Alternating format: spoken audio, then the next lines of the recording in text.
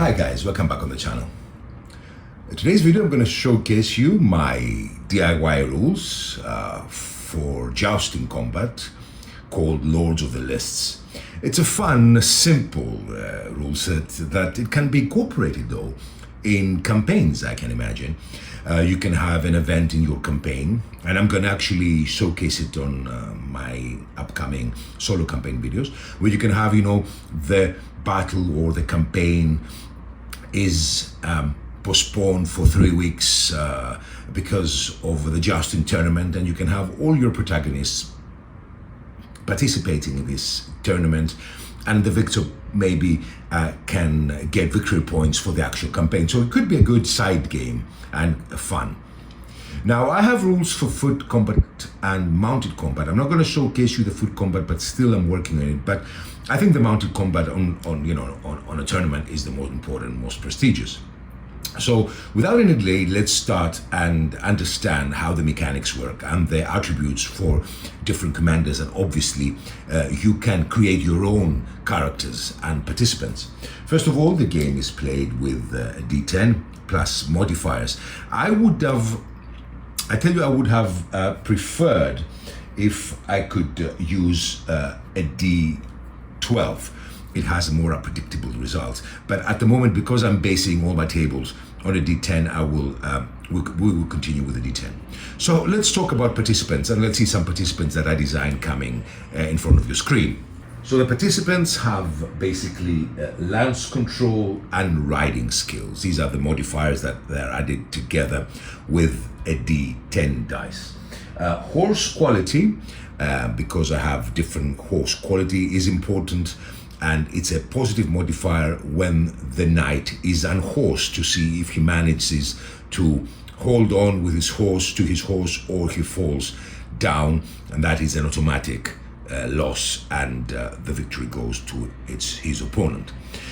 These are the commanders, as you can see here, coming through, designed by myself, but obviously it's very easy for you to create even better commanders than these.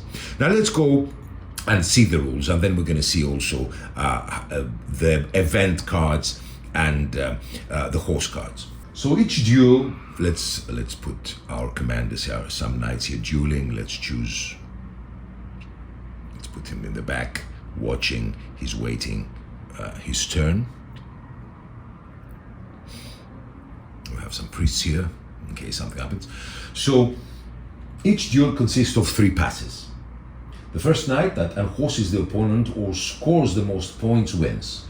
Judges may declare a tie or a sudden death if scores are even after 3 passes. So each knight rolls a d10, as we said, adding lance control and riding skills. You compare the totals, and then you check the margin, and you see the result on the margin table that I'm going to show you now. Obviously, from before we start, we roll a d12. I have 12 events.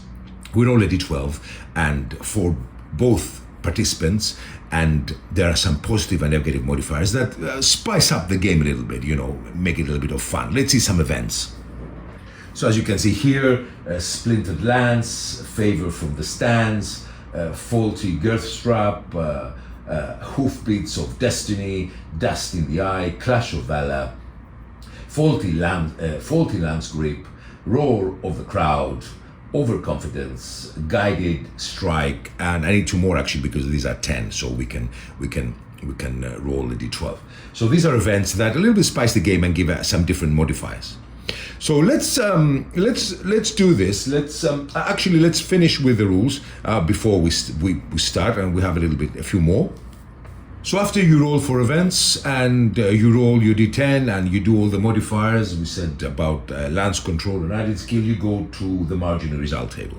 Now if the margin is 0 to 1, nothing happens. It's a glancing blow from both participants. It's a 0.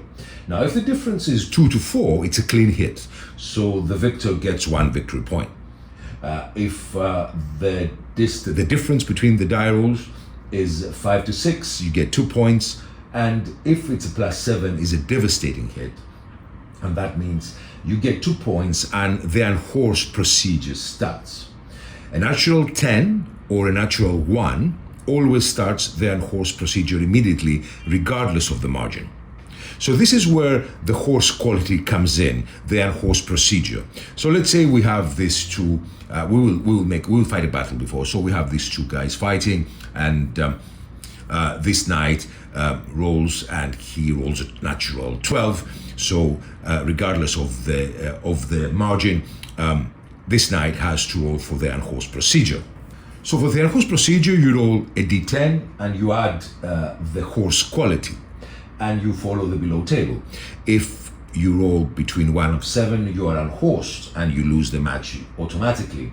If you roll 8 to 10, you are wobbled, and that means that you were almost unhorsed, and you get a -1 modifier in the next turn. And if you get 11 plus, that's a solid seed, and you're not getting unhorsed at all. You're fine. So wobble means a -1 in last control bonus in the next round. So your lance control, we get a -1 if you are wobbled. I was thinking of -2. I don't know. It's the very easy rules to house rule. You know, they're very, very easy. Now the victory conditions: immediate win if your opponent gets unhorsed. Otherwise, winner is whoever has more points after 3 passes. And if it's a tie, as the judges decide, or use sudden death pass. So simple rules, very simple rules. And let's have a look before we start. Let's have a look at horses. Let's see the horses. I designed cards for the horses just for the fun of it. So as you can see, we have a plow horse. It's with +0 modifier. It's usually for, you know, low-ranking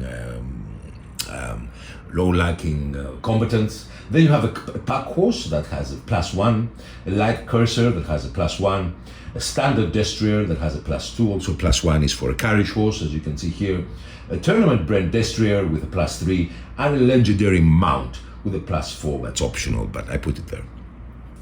So before we start, something I want to mention, and let's go and see. We have the option, especially if you're playing with an opponent, to have a little bit more, let's say, detailed combat.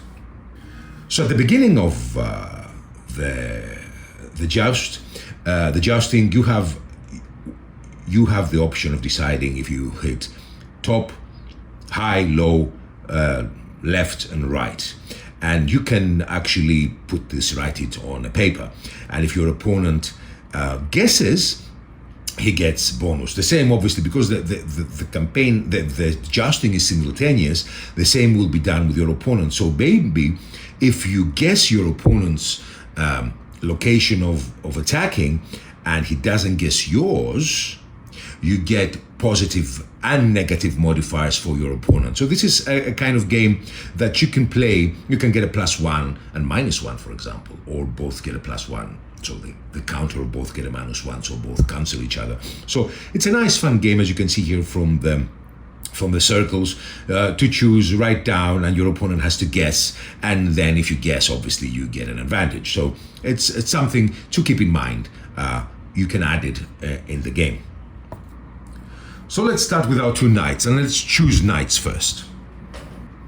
So let's choose from the list Sir Henry de Chalon, a great French noble, lance control of 3, riding skill 6, and horse quality 3. So he has a destrier. And Sir William Harcourt, an English combatant. They hate each other, they have problems with each other. In the campaign they met fighting, and now they're meeting at the lists. In the lists, a lance control of 5, riding skill 4, and horse quality of 2.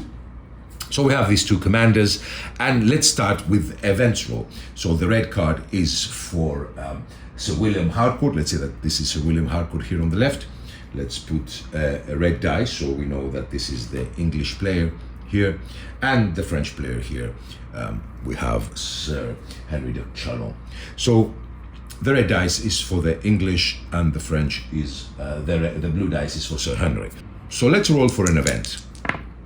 So a 7 for Sir William, and an 8 for Sir Henry. Sir Henry an 8, and let's see in the table, the cards, what are these. So for Sir Henry, it is a 7, and a 7 means, as you can see here, faulty lance grip, finger slip, -2 to last control this pass. Terrible, terrible, terrible. A -2, let's remember, he has a -2. Terrible for the last control. The strip is, the grip is not good. Let's see for Sir Henry. Sir Henry learned event card 8. Obviously, you can print the event cards as you can see here and draw. It's make more fun. Roar of the crowd. Crowd cheers. +1 to lance control or riding skill, your choice. So he gets a +1. Oh, that's quite a substantial. The crowd is roaring for the French. It happens in French. It happened. The lists are happening in Normandy, so obviously. So we have a -2 for the English player and a +1 for Sir Henry. And let's roll. And let's roll and see. And we have a 6 for Sir William and a 4 for Sir Henry. Now let's give the riding skills of Sir William 4 and lance control 5. So he gets a bonus of 9, but he has a -2. So we remove the 4 and we'll make it a 2. So this -2 bonus of the weak grip of the lance. Now let's go to Sir Henry. He has a riding skill of 6 and he has a lance control of 3. Not that good with his lance control, but he has, don't forget, he has a +1 modifier because of the crowd, because of the home ground, and he goes to 4, 6 and 4.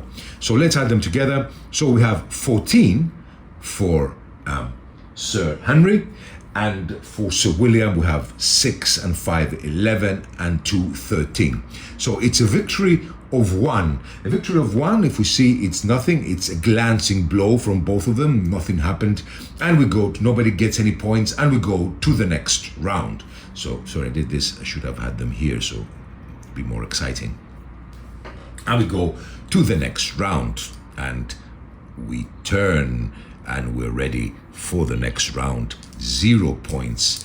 The battle is fierce. So we go again. The second round of the 3 rounds for the lists, and we roll again for events. Let's roll again for the events for Sir Henry and for Sir William. So Sir William rolls a 10 and Sir Henry rolls a 3. And let's see what these events are. So the 3 for Sir Henry, this time things are turning around, is faulty girth strap, saddle wobbles, roll to avoid unhorsing even with a low margin. So he will be unhorsed. If he loses, he will be unhorsed regardless. So that's a very, very, very bad roll. He will be unhorsed. We will do the unhorsed procedure even now, but only for a victory. Even if the English is victorious, even with a margin of 2, he will be unhorsed. Now, the English knight rolled 10, and that is guided strike. Perfect aim and ride. Automatic solid hit unless opponent rolls a 10. So we will have a solid hit here regardless of what happens. So we will roll, but we have 1 hit already. We have 1 victory point for the English. So let's roll now and see.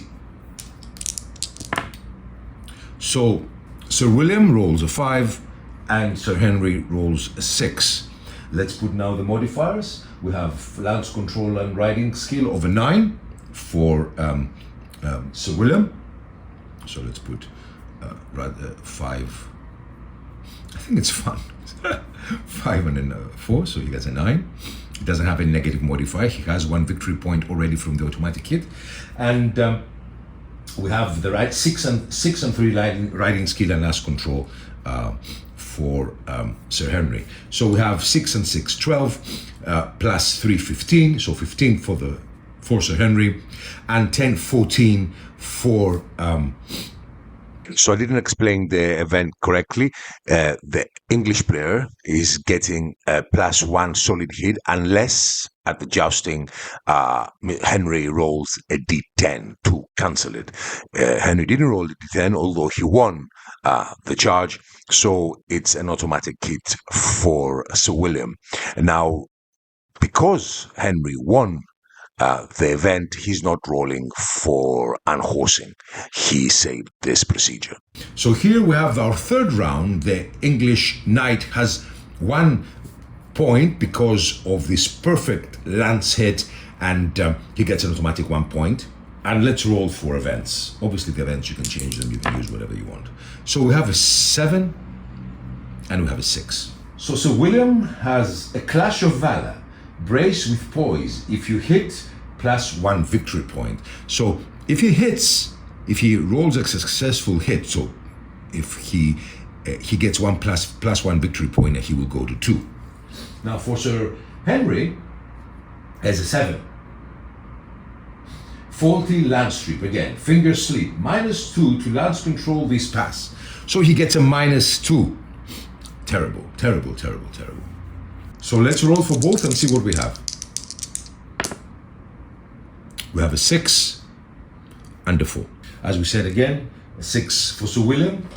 He has 6 and 3, 9, his lance control and riding quality.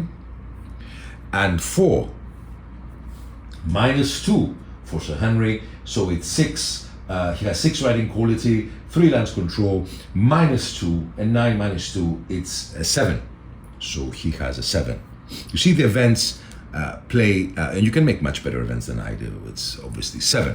So we have, let's add 6 plus 6, 12, plus 3, 15, 5 plus 4, 9, 10, 11. The margin is 4, and it's, I forgot to do this to make it more exciting, I'm sorry guys.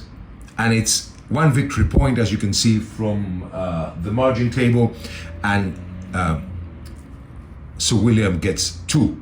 But don't forget the event. The event is Clash of Valor, that gives him another victory point, so he gets 3 victory points. And this is the third round.